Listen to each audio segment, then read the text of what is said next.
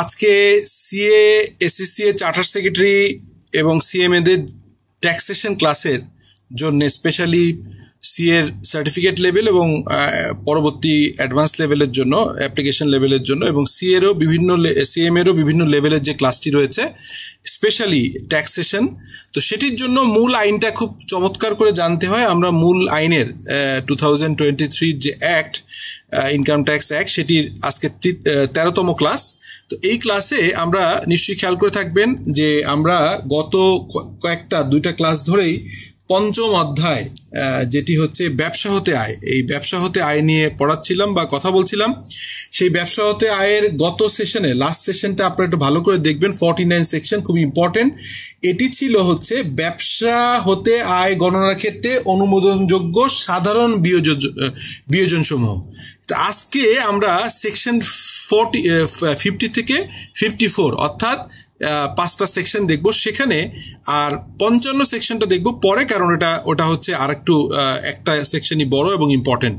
So এখানে দেখেন এই যে 50 নম্বর যে সেকশন, আন্ডার সেকশন 50, ব্যবসা হতে আয় পরিগণনার ক্ষেত্রে অনুমোদনযোগ্য বিশেষ বিয়োজন সমূহ।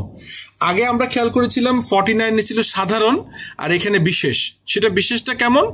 ওটি ছিল হচ্ছে একদম ডেইলি এক্সপেন্ডিচারগুলো, আর এটি হচ্ছে অ্যামorটাইজেশন, ডেপ্রিসিয়েশন এবং ন্যাচারাল রিসোর্সের ক্ষেত্রে যে ডিপ্লেশন হয় সেই বিষয়গুলো নিয়ে বলা আছে। সো এখানে ব্যবসা হতে আয় পরিগণনার ক্ষেত্রে অনুমোদনযোগ্য বিশেষ বিয়োজন সমূহ সেকশন 50 সাবসেকশন 1-এ বলা আছে, নিম্নবর্ণিত ব্যয়সমূহ তৃতীয় তফসিলে অনুমোদিত বর্ণিত সীমা এবং শর্ত অনুযায়ী বিয়োজনযোগ্য হইবে। কিরকম? সাধারণ অবচয়, যেটা হচ্ছে জেনারেল ডেপ্রিসিয়েশন, প্রারম্ভিক অবচয়, এটা ইনিশিয়ালি আমরা দেখি, ত্বরান্বিত বা অ্যাক্সেলারেটেড ডেপ্রিসিয়েশন, অ্যামorটাইজেশন এবং গবেষণা এবং উন্নয়ন ব্যয় যেটি হচ্ছে রিসার্চ অ্যান্ড ডেভেলপমেন্ট। সেটির ক্ষেত্রে আমরা আগে একটা আইএস দেখতাম, IAS 9, সেটি বন্ধ হয়ে এখন এই বিষয়গুলো বলা আছে IAS 38-এ। সো 38 অনুযায়ী আপনি কোনগুলোকে অ্যাকাউন্টিংয়ে রেকর্ড করতে পারবেন, সেই রেকর্ড অনুযায়ী ট্যাক্সেশন আবার কীভাবে ট্রিটমেন্ট করবে সেটি এখানে বলা আছে। আমি তৃতীয় তফসিলটা একটু আপনাকে দেখাচ্ছি। এর সঙ্গে সেকশন 50 সাবসেকশন 2-তে বলা আছে, তৃতীয় তফসিলে বর্ণিত কোন পরিসম্পদ যদি কোনো আয়বর্ষে বিক্রয় করা হয়, সেই বিক্রয়লব্ধ অর্থ যদি অবলম্বিত মূল্য অপেক্ষা কম হয়, তাহলে করদাতা কর্তৃক বিয়োজন দাবি সাপেক্ষে অবলম্বিত মূল্য এবং বিক্রয়লব্ধ অর্থের পার্থক্যের সমপরিমাণ অঙ্ক। অর্থাৎ আপনার একটা অ্যাসেট কিনেছিলেন 100 টাকা, ডেপ্রিসিয়েশন চার্জ করছেন 80 টাকা।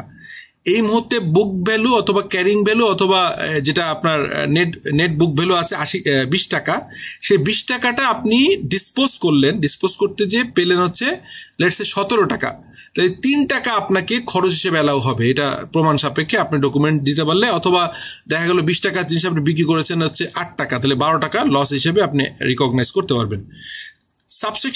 সেকশন 50 সাবসেকশন 3-তে বলা আছে 51 ধারা অনুযায়ী, মানে পরের সেকশনের রেফারেন্স দিচ্ছে এখানে, ব্যাড ডেট অ্যালাউন্স বা ব্যাড ডেট, 51 ধারা অনুযায়ী অনুমোদিত কুঋণ ব্যয় ব্যবসা হতে আয় পরিগণনার ক্ষেত্রে বিয়োজিত হইবে এবং আপনি ডেপ্রিসিয়েশন যেমনি পাবেন তেমনিভাবে আপনার এটাকে রাইট অফ করবার জন্য, ব্যাড ডেট রাইট অফের জন্য আপনি এটা পাবেন, যেটাকে আমরা IFRS 9-এ বলছি আপনাকে, যেটা হচ্ছে আপনার অ্যাকাউন্ট রিসিভেবল, অর্থাৎ আমরা যে ফাইন্যান্সিয়াল অ্যাসেটের এটা লসটাকে আমরা, যেটাকে হচ্ছে আপনার ট্রেডিং লস বলে, অর্থাৎ আপনি যেটি আপনার এখানে আপনি কুঋণ বা হচ্ছে ব্যাড ডেটের খরচটা আপনি পাবেন।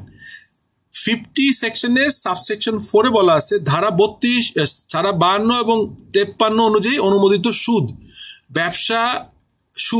ব্যবসা হতে আয় পরিগণনার ক্ষেত্রে বিয়োজিত হইবে। তাহলে প্রথম বললাম ডেপ্রিসিয়েশন 50-তে, সেকেন্ড 51-তে বলা আছে হচ্ছে কুঋণ, আর 4 নম্বর সাবসেকশনে বলা আছে হচ্ছে 52 এবং 53 অনুযায়ী আপনার ইন্টারেস্ট। আর একটা কথা বলা আছে, যদি বুক ভ্যালুর থেকে কম টাকা আপনি পান, ক্যারিং ভ্যালুর থেকে কম টাকা পান, তাহলে লস হিসেবে দেখাতে পারবেন। তো এখন তৃতীয় তফসিলটার চেহারা কেমন এটা একটু যদি আপনাদেরকে দেখাই, আগের যে আইনটা সেই আইনেও কিন্তু এটা তৃতীয় তফসিল আকারে ছিল, মানে আপনাদের মনে আছে যে থার্ড শিডিউল ছিল। থার্ড শিডিউল হচ্ছে অবচয় ভাতা, নিঃশেষ ভাতা, মানে যদি এটাকে আপনার রিকগনাইজ করা হয় অ্যাসেটটাকে, এবং অ্যামorটাইজেশন।